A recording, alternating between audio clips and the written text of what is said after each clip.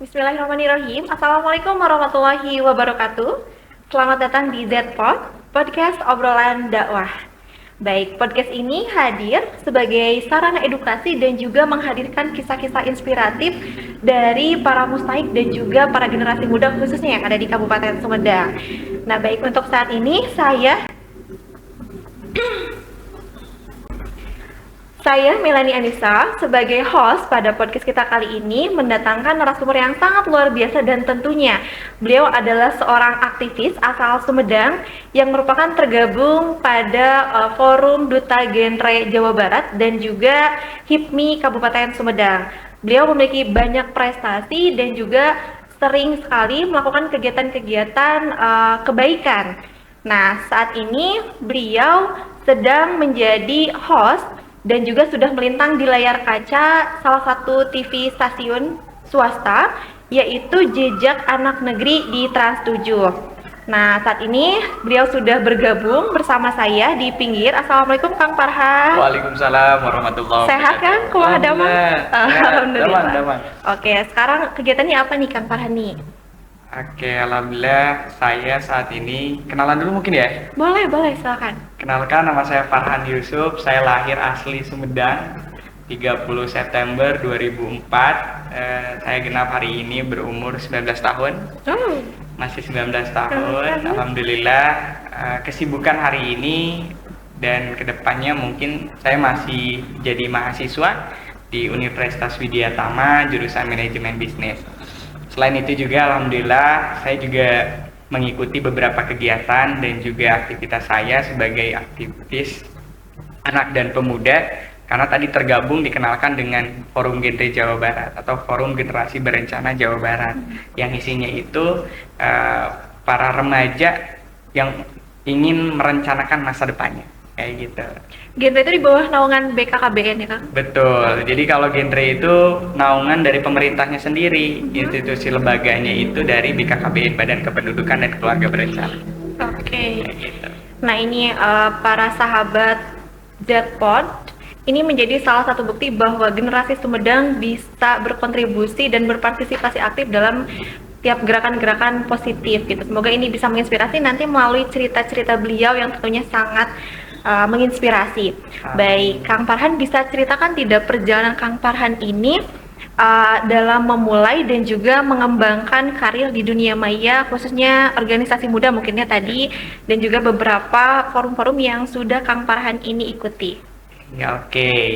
Awalnya memang saya mulai berkegiatan, mulai aktif di lingkungan masyarakat gitu ya, saat saya SMP. Awal saya SMP itu saya masuk di pesantren Salafiyah Hira Ummah yang ada di Bendungan di Desa Margamukti. Tapi saya bersekolah juga di negeri. Sekolahnya pisah dengan pesantrennya, yaitu di sekolah SMP 2 Sumedang. Awalnya ketika saya berpesantren gitu ya, menjadi seorang santri, tapi juga saya juga harus menjadi seorang siswa yang di dua lembaga yang berbeda. Itu yang membuat saya banyak belajar dan banyak mencoba untuk mengawali kegiatan-kegiatan saya di yang masa depan gitu.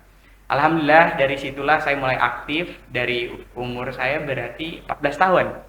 Saya mulai organisasi sekolah terlebih dahulu, lanjut mulai ke organisasi yang ada di luar, yaitu di masyarakat. Mulai tadi genrenya sendiri. Karena ketika saya memulai itu sebenarnya tidak sengaja jadi mungkin, tapi qadarullah, tetapnya jalan Allah gitu ya. Tapi tidak sengaja itu karena saya diwakili di desa saya untuk mewakili di kompetisi tingkat kecamatan sampai ke tingkat kabupaten saat itu, yaitu Duta Genre tadi, Duta Generasi Berencana. Setelah saya mewakili desa saya ke tingkat kecamatan, alhamdulillah menang juara 1, sampai ke kabupaten, di kabupaten alhamdulillah juga menang. Dari situlah kita lanjut ke Jabar, bahkan sampai ke nasional. Itu awal saya untuk memulai karir saya ya.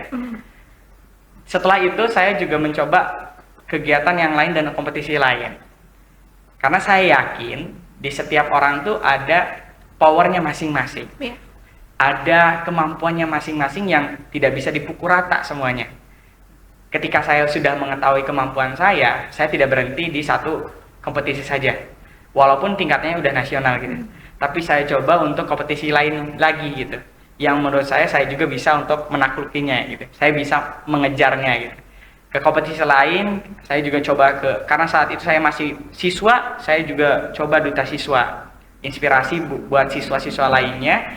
Saya coba, alhamdulillah sampai nasional juga, bahkan alhamdulillah saya bisa menjadi delegasi dari Indonesia untuk ke luar negeri ke tingkat internasional.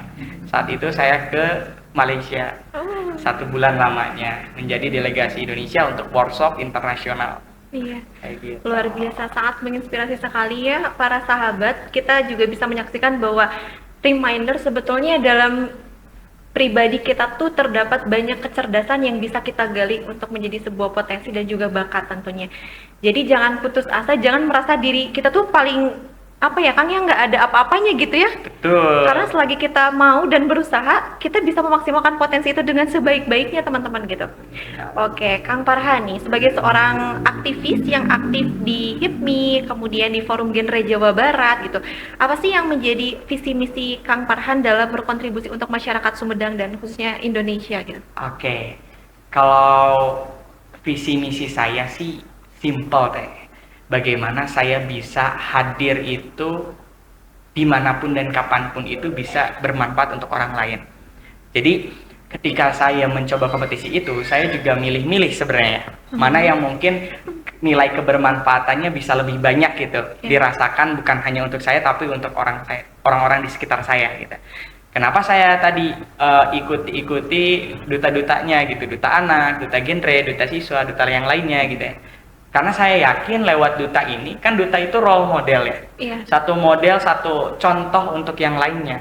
Dan saya yakin ketika saya sudah menjadi contoh yang baik, dan saya bisa mengajak di sekitar saya, nilai kebermanfaatannya itu sangat besar. Apalagi saya bisa memberikan informasi yang bisa dipakai oleh mereka, sehingga ilmu yang bermanfaat untuk saya itu benar-benar gitu. Jadi nilai ibadah buat saya itu besar. Makanya ketika saya pilih-pilih dan alhamdulillah dikasih amanah yang begitu banyak, ya alhamdulillah saya bisa menjalankan itu semua dengan visi yang simpel tadi, bisa bernilai bermanfaat banyak untuk sekitar saya. Iya. Kira-kira tantangannya apa nih Kang selama menjadi duta saat ini? Oke, kalau tantangannya tentu banyak ya, karena tidak sedikit gitu. Ketika kita berkegiatan ada aja gitu halangannya, terutama dalam diri sendiri. Jangan berpikir teman-teman semua bahwasannya orang-orang pintar, orang-orang yang sukses itu tidak memiliki sifat-sifat yang negatif ya. Saya juga masih merasakan sifat malas, sifat tidak semangat gitu ya, sifat galau, egois gitu ya. Itu masih wajar sekali dirasakan.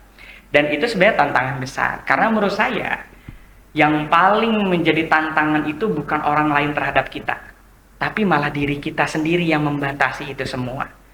Ketika kita sudah membatasi dengan tadi nilai-nilai negatif tadi, itu membuat kita tidak melangkah lagi ke depannya, tidak melangkah ke lebih yang jauh lagi gitu. Makanya ketika saya ditanya apa sih yang menjadi tantangan terberat, ya diri saya sendiri. Dan goals yang paling baik itu menurut saya adalah ketika kita bisa melawan egoisme dari diri kita sendiri, melawan nilai malas, nilai yang negatif di diri kita sendiri, sehingga kita sudah bisa melawan itu semua. Itu menjadi salah satu apresiasi yang luar biasa menurut saya. Baru ke yang lain-lainnya sudah biasa sepertinya umum, apakah emang dari orang lainnya atau misalnya forumnya sendiri gitu, atau mungkin dari dukungan orang tua gitu. Tapi yang paling utama adalah diri kita sendiri sih, karena itulah awal untuk kita melangkah. Ketika kita tidak menjalankan dari diri kita sendiri, ya kita mau melangkah ke depannya mau seperti apa gitu, nggak akan ke step berikutnya gitu. Jadi yang paling krusial itu adalah kontrol diri mungkin ya. Betul. Sip. Oke, kemudian untuk kalau tadi melihat peran Kang Farhan sebagai duta, saya ingin tanyakan bagaimana sebetulnya Kang Farhan melihat peran anak Sumedang ini dalam menghadapi tantangan saat ini, terutama dalam hal pembangunan dan juga kolaborasi antar generasi serta ekonomi kreatif mungkin ya? Oke, kalau soal itu kompleks banget ya Teh sebenarnya. Bagaimana kondisi anak-anak saat ini? Sebenarnya saya riskan, teman-teman saya riskan, karena di kalangan saya juga saya riskan sendiri gitu. Ketika kenakalan remaja saat ini mulai merajalela, Terus juga nilai-nilai negatif di kalangan pemuda juga mulai tersebar luas. Karena ini juga tantangan karena globalisasi juga, informasi yang cepat gitu yang bisa didapatkan, komunikasi yang cepat gitu, terhadap teman yang lain. Bukannya negatif, tapi juga bukannya positif juga, tapi dua nilai ini sama-sama adanya. Ketika kita tidak mengontrolnya, kita akan terjerumus ke yang negatif. Tapi ketika kita bisa mengontrolnya, baru kita akan dapat sisi yang positifnya. Anak-anak saat ini, maaf, saya sekarang juga menjadi salah satu tokoh untuk aktivis anak, karena juga saya awalnya tergabung di forum anak gitu ya, sebagai ketua, sekarang juga menjadi fasilitator di forum anak Sumedang, bahkan fasilitator di Provinsi Jawa Barat. Ketika saya by data kasus saat ini 2024, saat awal Januari sampai saat ini, baru berapa bulan nih, sekarang mau masuk Juli gitu ya, itu udah puluhan kasus anak yang ada di kita tangani. Ini membuktikan bahwasannya ini yang terlapor ya, ini yang terlapor yang mereka lapor terhadap kami gitu, terhadap kepolisian yang kita dampingi kasusnya. Belum orang-orang yang tidak berani melapor, yang hanya untuk cerita ke temannya gitu ya, yang hanya diam-diam saja nggak bilang ke orang tuanya. Ini udah puluhan. Dan dari data tersebut saya menyimpulkan bahwasanya tantangan untuk anak-anak saat ini, untuk orang remaja saat ini itu sangat besar. Karena dari lingkungannya sendiri dia bisa berpengaruh gitu. Apalagi ketika dia bisa merantau dari Sumedang. Saya riskan. Karena ketika di Sumedangnya juga tidak dipupuk dengan baik, tidak dibekali dengan hal-hal yang positif, kekuatan kontrol dirinya juga tidak kuat. Ketika dia ke step berikutnya, apakah merantau, apakah tadi kuliah di luar Sumedang gitu ya, mereka akan terpengaruh ke hal-hal yang tidak semestinya gitu. Makanya kondisi saat ini saya sampaikan, saya riskan dan khawatir terhadap anak-anak sekarang ketika teman-teman tidak critical thinking, tidak berpikiran secara cerdas dan juga secara keras gitu ya. Untuk hal apapun, teman-teman akan diperdaya oleh dunia ya. Teman-teman akan terlena oleh dunia. Dan tujuan kita untuk ibadah di dunia ini akan dikesampingkan dengan hal-hal yang saat ini ada. Tapi mayoritas case-nya tuh tentang apa, Kang? Kekerasan kah atau? Kekerasan terhadap anak, seks bebas teman-teman, nafsa, dan juga pergaulan bebas. Ini perlu saya sampaikan, karena baik data teman-teman kalau misalnya penasaran silahkan main ke Dinas KBP 3A, Dinas Kependudukan, Keluarga Berencana, Pemberdayaan Perempuan, Perlindungan Anak yang ada di Kabupaten Sumedang. Teman-teman bisa lihat datanya, sangat riskan ketika kami mendampingi, ketika kami juga membersamai kasus-kasus tersebut.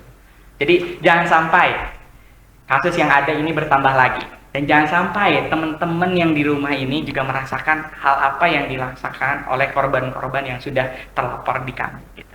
Nah, jadi penting sekali ya adanya influencer seperti Kang Farhan ini untuk sebetulnya menyadarkan diri kita dan juga para generasi muda khususnya di Kabupaten Sumedang gitu. Kang Farhan, kita melihat bahwa saat ini mungkin tidak hanya dari diri kita sendiri saja yang bisa melawan itu, tapi juga ada peran dari berbagai stakeholder yang turut mempengaruhi hal itu gitu. Menurut Kang Farhan sendiri, pandangannya tentang pentingnya kolaborasi nih antara pemerintah, kemudian organisasi masyarakat hingga sektor swasta untuk mendukung perkembangan anak muda di daerah seperti Kabupaten Sumedang ini seperti apa? Oke, perannya sangat pasti, sangat penting dan ini harus dilakukan. Karena sekarang itu bukan saatnya kita showman, kita superman gitu ya. Sekarang udah saatnya kita super team. Ketika semua stakeholder bisa kolaborasi dengan nyata, saya yakin setidaknya gitu ya, hal-hal yang kita tidak diharapkan itu bisa hilang, tapi minimal ditekan, diminimalisir, sehingga angkanya tidak naik, kasusnya tidak naik, hal negatifnya tidak bertambah, tidak berluas gitu. Karena saya juga meyakini ketika teman-teman berdiri sendiri, itu saya yakin tidak bisa juga. Teman-teman juga harus ada dorongan, apakah dari lingkup keluarga, lingkup teman, lingkup juga pemerintah sendiri.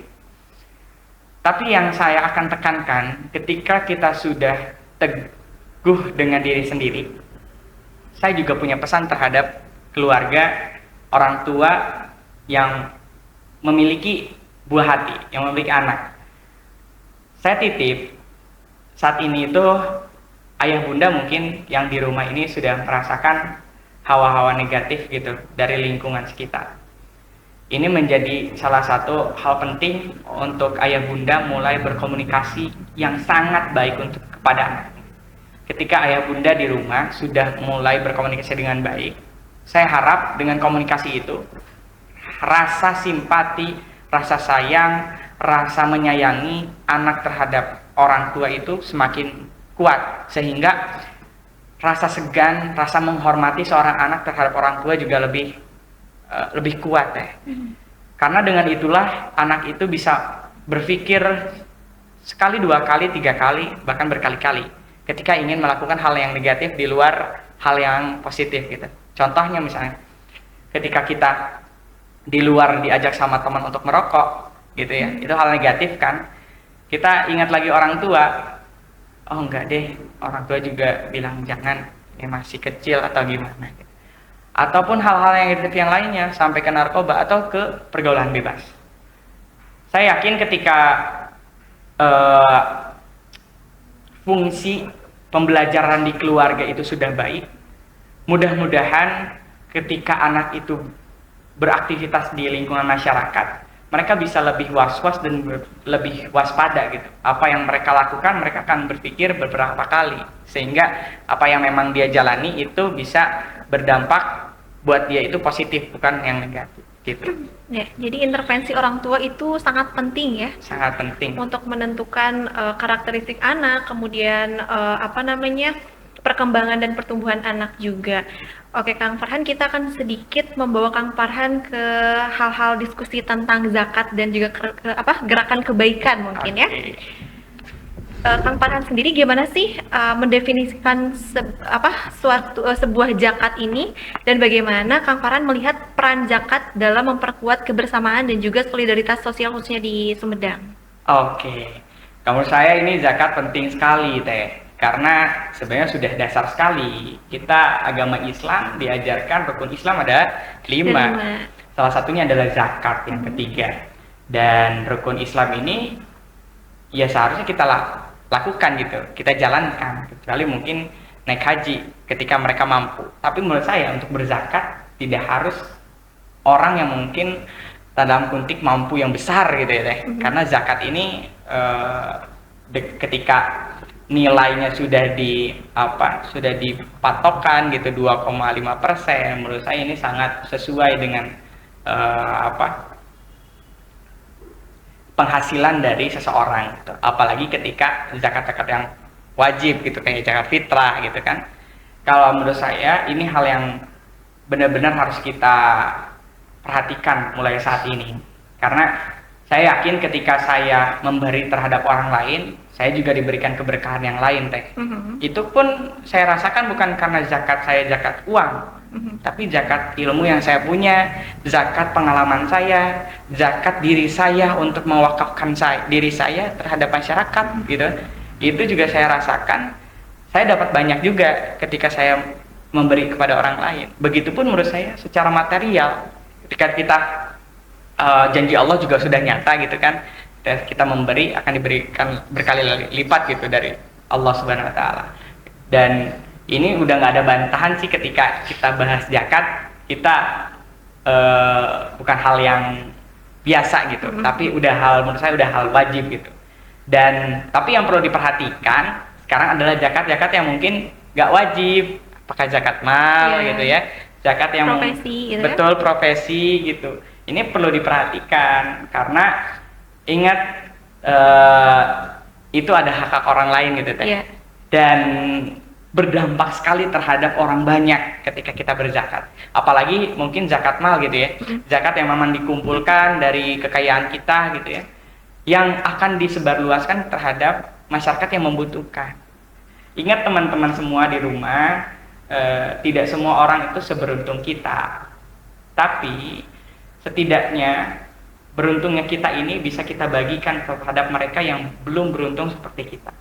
dengan kita berzakat mal, dengan kita berzakat, dikumpulkan dan disalurkan dengan lembaga yang tepat gitu ya, saya yakin nilai kebermanfaatannya juga akan tepat gitu, bukan hanya untuk diri kita tapi untuk mereka juga, apalagi untuk di sisi Allah Subhanahu wa taala. Sehingga jika teman-teman mulai aware dan mulai sadar tentang pentingnya zakat, mari berzakat. Dan saya diundang di Basnas ini mungkin ya, saya yakin ada aware, ada kesadaran dari Basnas sendiri nih ya, untuk bagaimana gitu sama-sama menyadarkan, sama-sama mengingatkan supaya kita lebih banyak untuk berzakat, untuk lebih sadar gitu bahwasanya pentingnya zakat itu bukan hanya mengeluarkan uang, tapi juga memberikan keberkahan, memberikan kebermanfaatan untuk banyak orang. Betul sekali. Gitu. Dan terakhir Ya. pentingnya influencer ketika teman-teman itu berpengaruh, saya harap bukan hanya influencer yang followersnya banyak, yang selebgram, yang menjadi artis, yang udah banyak orang kenal, tapi ketika teman-teman sendiri, ini siapapun dan dimanapun, ketika teman-teman akan mengirimkan dirinya untuk kebermanfaatan orang lain, teman-teman dengan memberikan informasi sedikit pentingnya zakat, ayo berzakat, saya yakin 1 orang 2 orang bisa mendengarkan.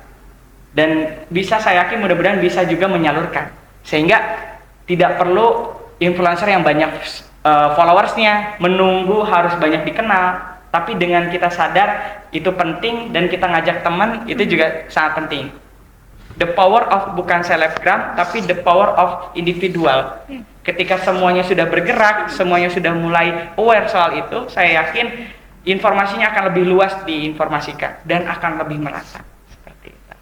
Betul. Jadi untuk sahabat Jetpod yang ingin berkonsultasi karena kebingungan mungkinnya di luaran sana terkait dengan zakat, saya hartanya udah banyak tapi bingung nih harus dikemanakan, harus seperti apa gitu. Kalian bisa berkonsultasi dengan mendatangi langsung kantor Basnas Kabupaten Sumedang atau melalui website basnaskabupatensumedang.go.id.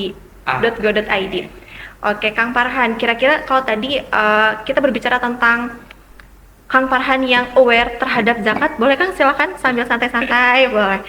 Oke, bagaimana sih kira-kira apa yang membuat anak atau anak generasi muda Sumedang ini bisa aware dan melek terhadap zakat atau gerakan-gerakan kebaikan lainnya? Oke, bagaimana caranya sih? Banyak cara sebenarnya yang bisa dilakukan. Apakah memang dari badan ambil zakatnya sendiri, atau memang dari peran orang tua, peran sekolah, peran pendidikan untuk mengenalkan pentingnya zakat ya. Tapi yang bisa kita sama-sama lakukan ya setidaknya ya tadi individual ke individual gitu, teman ke teman, kita kepada teman kita. Apakah di keluarga juga bisa gitu ya. Dan saya juga pengen tahu nih Teh, kalau teman-teman juga yang di rumah pengen tahu, apakah zakat ini harus dikeluarkan secara offline saja gitu?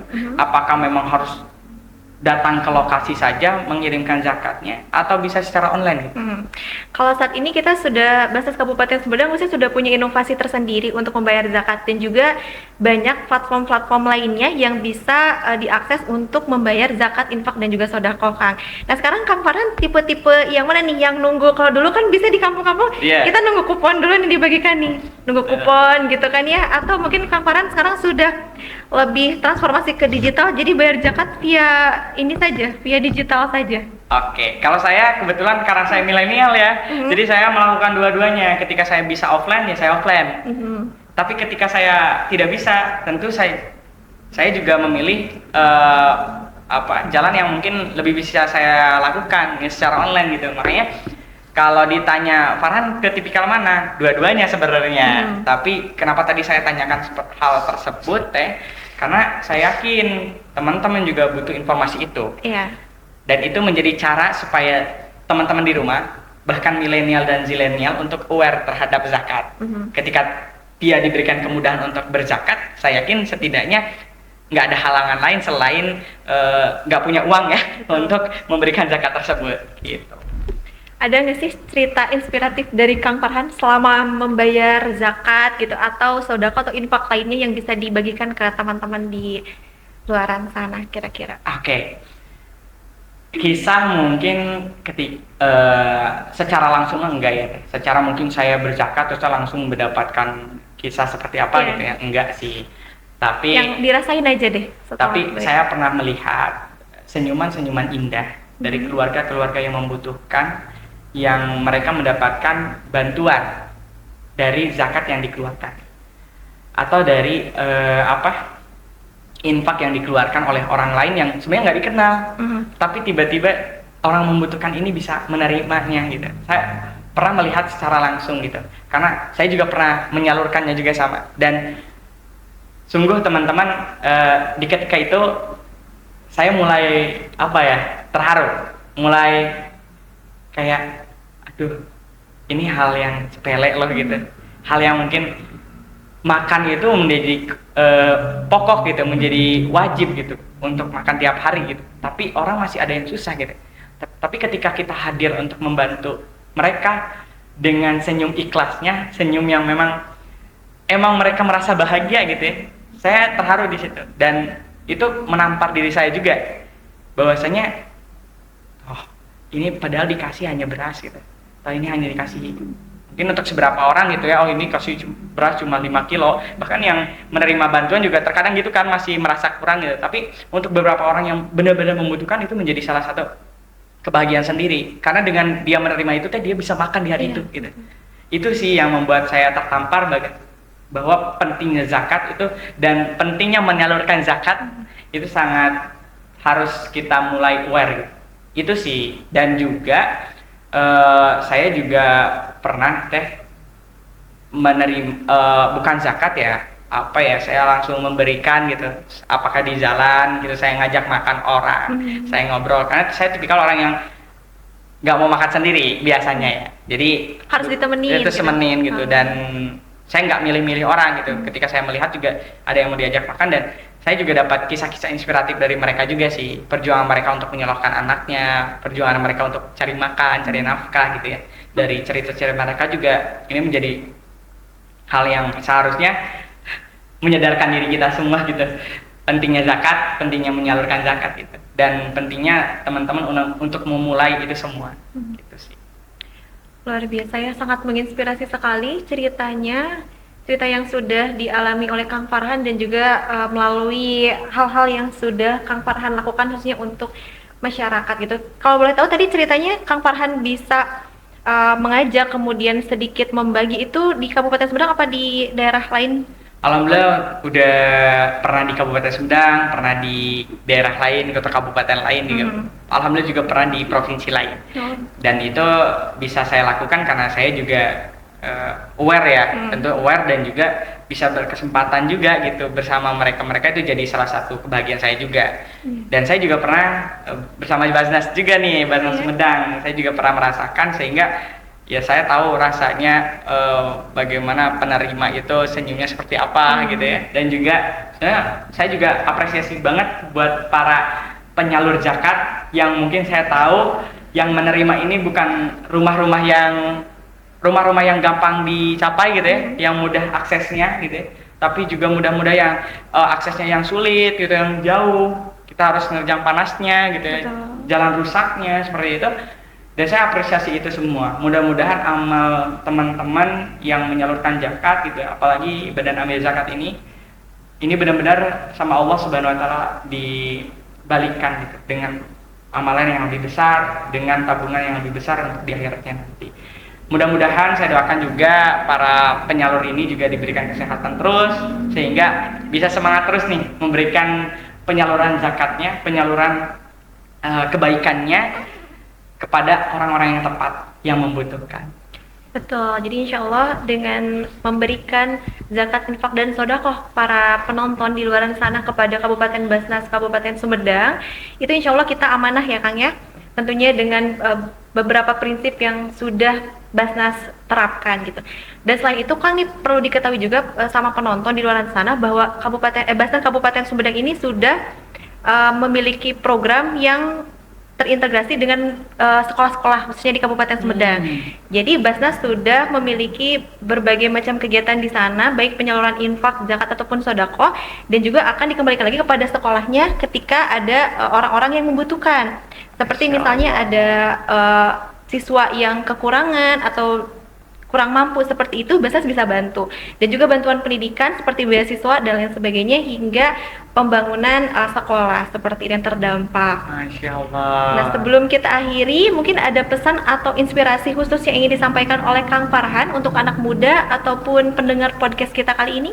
Oke, sebelum terakhir saya juga apresiasi nih buat tadi program yang mungkin Basnas Kabupaten Sumedang bisa menyalurkan dan juga memberikan wadah untuk mahasiswa gitu ya, sekolah-sekolah untuk berzakat atau berinfak. Ini hal yang baik menurut saya dilakukan dan program yang sangat baik. Kenapa? Karena ketika kita dari kecil sudah mulai belajar dan sudah mulai terbiasa untuk berinfak dan berzakat, mudah-mudahan ketika dewasanya, ketika dia sudah bekerja lagi, ketika sudah mereka mendapatkan penghasilan, bisa lebih banyak juga untuk terbiasa untuk berzakat atau berinfak. Mudah-mudahan program apapun yang ada di Badan Amil Zakat Nasional Kabupaten Sumedang dilancarkan, diberikan keberkahan dan juga diberikan kelancaran sehingga semuanya sehat, semuanya juga bisa mendapatkan kebermanfaatannya. Pesan terakhir buat teman-teman semua, terutama teman-teman milenial dan zilenial, kawan-kawan saya yang ada di rumah ataupun dimanapun berada, ayo mulai aware terhadap diri sendiri, ayo mulai perhatikan diri teman-teman. Ingat, di samping kita, di pinggir kita, di belakang kita, depan kita, di sekitar kita, itu adalah tantangan untuk kita. Teman kita yang biasanya menjadi teman sebangku dalam belajar, nanti kedepannya akan menjadi salah satu saingan teman-teman untuk pekerjaan, untuk karir, ataupun untuk tantangan yang akan datang. Sehingga kalau teman-teman tidak spesial saat ini, teman-teman tidak menyiapkan lebih daripada yang lain, teman-teman akan tertinggal. Mari bersiap-siap mulai saat ini. Yakinlah dengan kemampuan apapun yang ada di diri teman-teman, kembangkanlah dan menjadi nilai spesial sehingga itu menjadi jalan teman-teman menggapai kesuksesan yang ada di masa depan. Mudah-mudahan bermanfaat apapun yang saya sampaikan saat ini. Mari kita mulai aware itu semua. Baik, terakhir dari saya, zakat adalah kebaikan yang berlipat ganda.